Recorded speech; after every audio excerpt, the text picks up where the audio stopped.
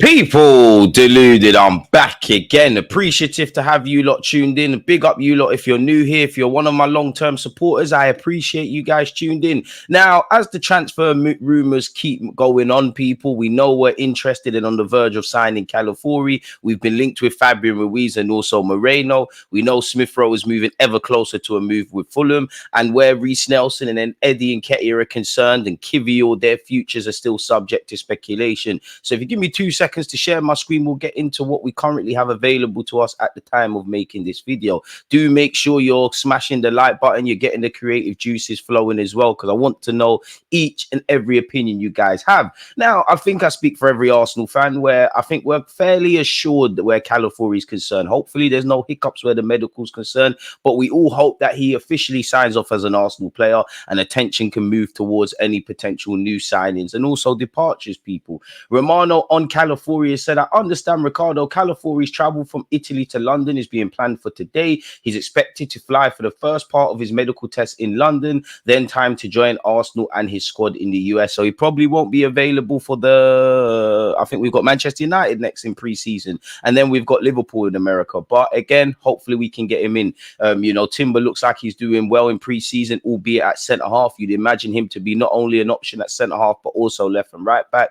Tomiyasu is a key part of things, but currently he's injured, and we want to see Calafiori and what he can do, people. And there's competition for places. That seems to be the rhetoric of every Arsenal footballer, whether that's Benjamin White, Zinchenko, Partey recently, Mikel Arteta, Odegaard, everybody who has spoken about competitions. Because unless your name for places, I believe, unless your name is within reason, currently Gabriel, David Raya, William Saliba, Bukayo Saka, Declan Rice and Odegaard, your place is subject to speculation, and we might even develop into a team that one day these lot will struggle.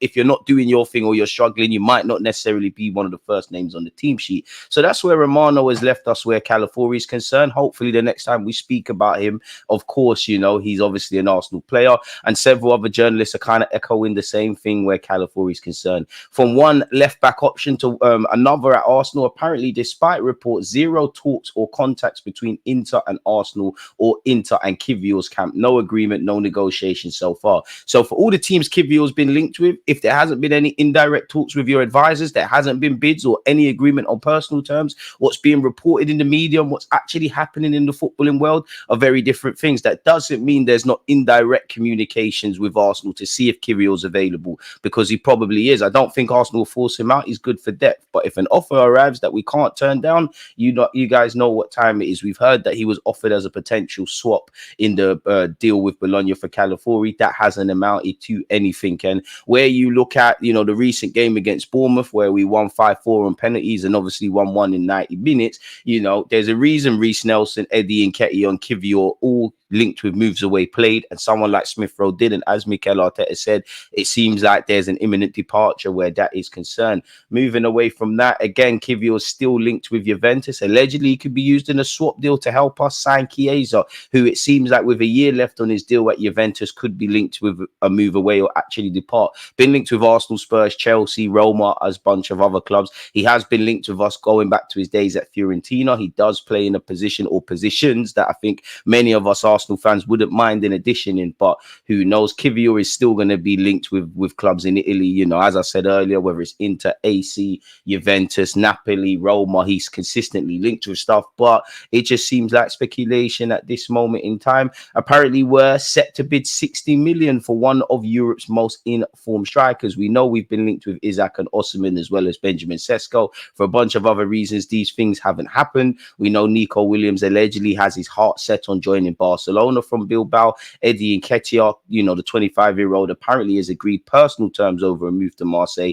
But where Marseille and Arsenal in terms of agreeing a fee for the player, or better yet, technically one-time capped England international, we don't know. Now, Gyokeres is someone that's been linked with us, 43 goals in 50 appearances, and I believe 29 league goals, whets the appetite of every Arsenal fan, and we're still linked with Ajax's Brian Brobley. Apparently, according to Romano, we're set to test the waters and tempt Sporting Lisbon with a bid of 55 to 60 million euros for Gyokeres. He's still linked with Chelsea and Atletico. I'm not too sure if I believe that, but nonetheless, let me know your thoughts. Manchester City set set asking price for Julian Alvarez after Chelsea and Arsenal transfer link. Now, he's been linked with Atletico Madrid as well, and in short, a departure from Manchester City. Some reports say he wants more of a prominent role within a side. Some say him and his family actually want to live in a warmer country. Who knows? But they'll demand at least 60 million for the 24-year-old, in which I wouldn't be against him, people. I mean, he's completed football already at 24 years of age, won everything there is to offer at club level with Manchester City,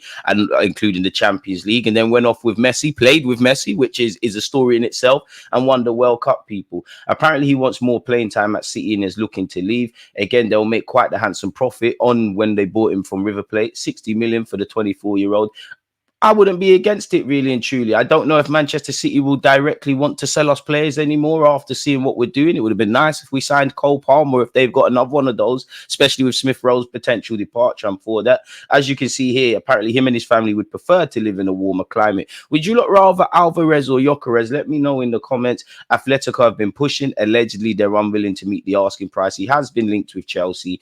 Indirectly, we've been linked with him as well, obviously, because we've bought players from them before. He obviously plays in an area we'd like to improve in. He's 24, so he can grow with the squad, and he is quite the versatile player, people. And he's also won the Copa America as well, and apparently he's playing in the Olympics as well. So that's crazy. And I mean, if you're struggling for football at City, you want to play any football available to you. But I wonder what that would mean for Arsenal's preparations if we did sign him, people. Romano has said it's important for Arsenal to complete some outgoings. We know Smith Rowe is close to joining Fulham. They're working on a deal with Marseille for Nketiah. Also, Nelson to Leicester City is a possibility, so negotiations are ongoing. So is West Ham on the back foot where Reece Nelson's concerned? And again, the Highlanders is going to go down as 100% profit. You look at, the 27 million we spent on Raya to make his move permanent. Obviously, we're spending 40 to 50 million euros on Calafiori. If you get 35 million for Eddie Nketiah, anything from 10 to 20 on Nelson, and the 30-odd million pound region where Nketiah is concerned with a sell-on clause, I think we're doing all right, and the net spend starts to look a bit better. Word to my guy Mo. We all know Fulham are close to an agreement with Arsenal for Emil Smith Rowe. Apparently, it's around 35 million, which would be Fulham's record sale. He can leave with his head held high. Obviously, 115 appearances, an FA Cup win, an England international, and a 35 million pound sale. It is a Hayland success story. It's not the way we wanted it to go, but he can live with his head held high, people. And all good things come to an end as long as it gets reinvested. Let's do what we're doing.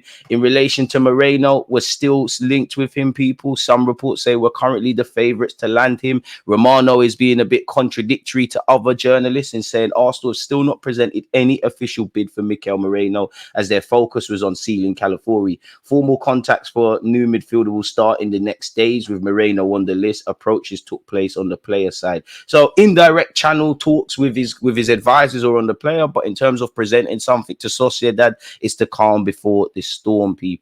And again, he has said after, the focus on Calafiori shifts after we get him, then we could also look to sign Merino. Some ITKs have tweeted that Merino actually was wanted by Mikel Arteta when he first took the Arsenal job, people. So, yeah, all the journalists seem to be in agreement that Merino is the next target. Keeping up the theme with central midfielders and Spanish central midfielders, allegedly Arsenal have initiated discussions with PSG for Fabian Ruiz, who obviously used the Euros to remind people of his quality.